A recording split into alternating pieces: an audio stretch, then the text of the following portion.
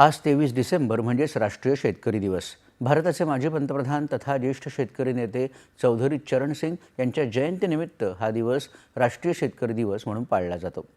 त्यांनी शेतकरी, ग्रामीण विकास आणि कृषी सुधारणा यासाठी आयुष्यभर कार्य केलं।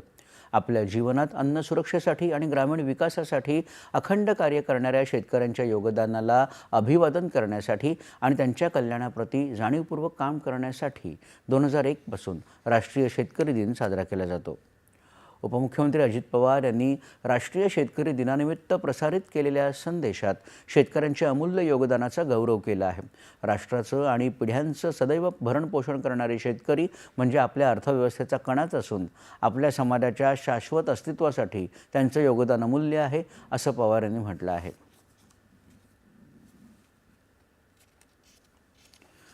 मध्य प्रदेशची राजधानी भोपाळ इथं सुरू असलेल्या